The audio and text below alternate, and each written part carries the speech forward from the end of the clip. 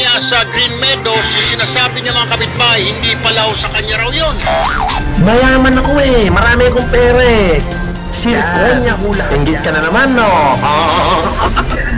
Yung dinadrive niya na Mustang, na mga Mercedes, kung ano-ano, hindi rin daw ho sa kanya yun. Ang ngipin ko mo ay nagkakahalaga lahat ng 3 milyon. Yan. Inggit ka na naman, no? Yung opisina niya na may sumaludo-saludo pat may mga painting, hindi rin pala ho sa kanya yun.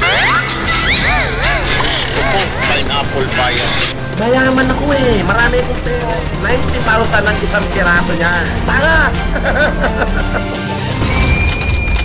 Habib Dream Frontal. Niya sa Green Meadows, yung sinasabi niya mga kapitbahay, hindi pala ho sa kanya raw yun. Yung dinadrive niya na Mustang, na mga Mercedes, kung ano-ano, hindi rin daw ho sa kanya yun. Yung opisina niya na may sumaludo-saludo pat may mga painting, hindi rin pala ho sa kanya yun. Pineapple Bayan. Mga lingkos, yun nga sir, inimbestigahan namin at tinanong din namin siya kung saan niya mga nakuha yung mga link. So, nag-pop up sa computer ninyo yung mga warrant niya. So, the irony of this, lumapit siya para magpingi ng tulong, and when you verified, nag-pop up yung mga warrant of arrest niya. Ganun po ba, Sir Vic? Tama po yung circumstances na yun. At binigyan namin nga siya, sir, ng pagkakataon, sir, na magbigay sana ng release order or dismissal order. Kaya lang, sir, wala siyang ma-present, kaya wala kaming alternative but to serve yung warrant of arrest sa kanya, sir. Anong sagot po ng abogado niya? Bakit hindi daw niya binabayaran yung piyansa niya or yung release order niya? Bakit daw, sir? Well, I'm kind of surprised. Imposible hindi niya mabayaran yung piyansa niya, sir. I mean, 20,000, milyonaryo nga raw ho siya, namimigay siya libo-libong sakong bigas. Yung violence against women, 10,000 plus. May chicken feed doon sa kanya yun. Ilang sakong bigas lang ho yun. Bakit daw hindi nabayaran, Sir Vic?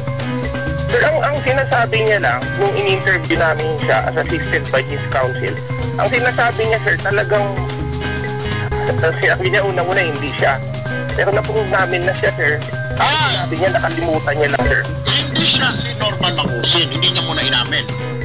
Unang-una, sir, hindi niya inaamin na siya yung nasa warrant of arrest. Pero sinunod namin na siya yun, sir. Inamin din niya bandang huli. Opo. Okay, alright. So, he was really standing doon sa statements niya sa Facebook na siya si Francis Leo Marcos. Sir, siya talaga, kung sa mga dokumento na kuha namin, sir, siya talaga si Norman Bangusin. Ayun. Kasi sinasabi niya, may napanood ako isang post niya, sir, na maski daw halughugin daw ang NBI records, wala siyang kahit anong kaso ang sinasabi niya dati. So, naniwala ho yung mga tao. But anyway, so ano na ho mangyayari ngayon, Sir Vic? Where do we go from here? Dito kay Mr. Mangusin, matatagal. Ang tanong ngayon po ng mga supporters niya, marami-rami na ho siya supporters. Kailan siya makakalabas naman, Sir Vic? Sir, hindi namin masagot yan, sir, kung kailan. Dahil depende dun sa pag-process ng mga bill niya.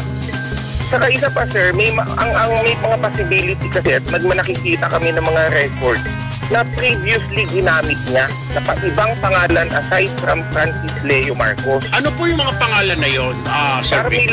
Kung matatandaan ko, sir, meron isang Lorenzo Antonio Mangusin. Mangusin. Mangusin. Pina-verify namin sa ibang court, sir.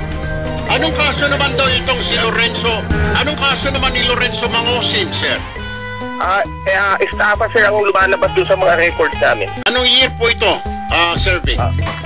Hindi ko lang masyadong matandaan, sir, pero ang natatandaan ko 2014 o 2015, sir. Okay. Last two questions, Sir Vic. Ano ba talaga ang negosyo ng taong ito? Na-trace nyo na ba? Kasi sinasabi niya lang, minsan sa mga post niya, dumadaan sa feed ko, gold bars daw. Nakahukay siya ng isang bundok na ginto. May nagsasabi naman, nasa investment firm siya. May nagsasabi naman, nasa agriculture ho siya. Ano ho ba talaga ang kanyang negosyo, Sir Vic? Sir, sir, tinanong din namin yan sa kanya, and we let him submit yung mga necessary permit, for example, DTI, for example, Articles of Incorporation, for example, yung mga trading stocks niya, sir. Wala siyang ma-producer na i-prove na engage siya sa mga businesses. Wala siya. Wala, sir. Kahit sa DTI, wala man lang siya mai-present sa amin, sir. Alright.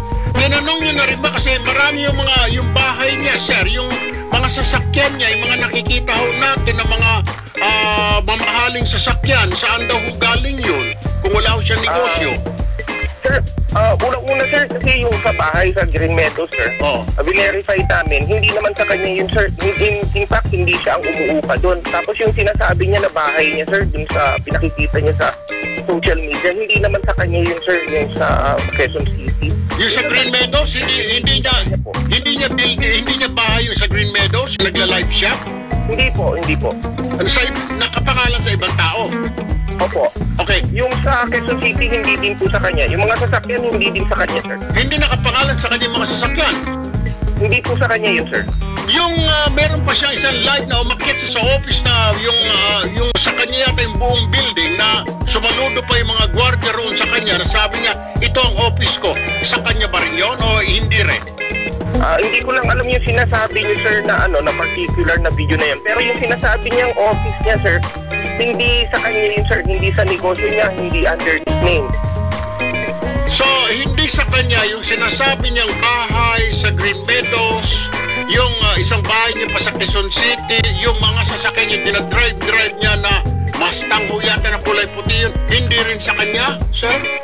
Yes, sir. Hindi po sa kanya yun. Hindi sa kanya yun, sir. Alright, panghuli na lamang, sir, may mga dumating na bang kumplehon? Nasagot ko na ito, mamaya ho yata, ano po, sir? Yes, sir. Mga after lunch daw, sir. Okay. Checking na rin ho kayo, sir, ng iba sa iba pa mga agencies, mga like SEC, tuloy-tuloy ho itong investigasyon ninyo, I'm sure. Yes, sir. Especially, sir, baka kasi may mga ibang pangalan siya na ginagamit pa noon. Oo. Pinitrace na rin namin, sir. Alright. Sige po, Sir Vic Lorenzo, NBI Cybercrime Division Chief. Maraming salamat po, sir. Huwag po kayo manawa sa amin. Babalikan namin kayo ulit bukas to follow up, sir. Yes, sir. Sir, maraming salamat. Thank you po. Abayan, base na sa interview natin, ay sabi ng NBI, meron po siyang kaso na human trafficking. Why? Ang human trafficking ayon sa NBI ay hindi po pwedeng magpiyansa. Not bailable. Ito ngayon ho ang malaking problema at tingin po ng ilan na medyo matatagalan pa po si Norman Mangusin alias Francis Leo Marcos na makalabas ng NBI o ng kulungan because inamin niya pala sa NBI na dalawa ang kanyang passport. Yung isa yung Norman Mangusin at meron din siyang passport na Francis Leo Marcos. Bawal yan!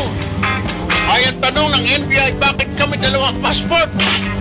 Ayun na nga, kwento sa atin ng NBI kahapon. Ang sabi ng nanay ko, pagising ko noong 1998, ikaw si Francis Leo Marcos na, yan ang gamitin mo. So, hindi niya na po pinailayos yun kung paano nangyari yun. Hindi na siya pumunta sa NSO. Kumuha, ang tanong dyan, saan siya kumuha ng birth certificate na Francis Leo Marcos? Yan ang inaalam ngayon ng NBI. Na baka siya ay pumunta ho. Ang tanging gumagawa lang ng mga birth certificate ng mga pekendos diyan po sa rekto. Pag nagkaganon ho, dadagdag ko ang kaso ni Norman Mangusin na falsification of public document. Kung mag-apply mo ng passport, na gamit mo yung peke na birth certificate na Francis Leo Marcos. Bawal yan! Ang tinitignan ngayon bayan ng NBI. So, nadadagdagan ang kaso po ni Ginoong Norman Mangusin. At inaasahan din daw ngayon ng NBI na dadagsain ho sila ng mga hindi naman dagsa kundi magdaratingan po yung mga ikang naghahabol dito kay Ginoong Mangusin dahil nag-invest daw sila ng pera kay Norman Mangusin. At ito po gusto nilang habulin matapos po nilang mapanood sa TV na nahuli po si Norman Mangusin. Kaya po ayon po sa NBI kahapon ay pumunta na lang daw kayo ngayon sa tanggapan ng NBI para makapagsampa po kayo ng reklamo. Pag ang alam ko ho dyan, pag 5 pataas na complainant na na inistapa mo, large-scale istapa po yan. 5 pataas.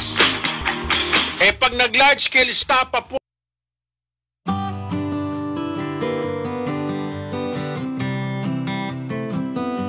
sabay-sabay na magsasampa ng reklamo ng istapa, aba Diyos ko po, another case na naman ho yan ng Nobel na naman, 2 na hong Nobel.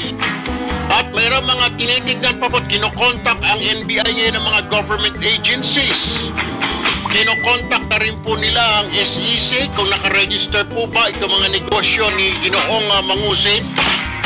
And at the same time, chinecheck na rin ho nila sa Bureau of Internal Revenue kung nagbabayad daw ho ba ito ng buwis. Dahil sabi niya ho milyon ho ang kanyang pera. Pero nagtataka po ang NBI, sabi niya kasi napakarami niya hong pera. Kaya ang taong bayan ay naguguluhan.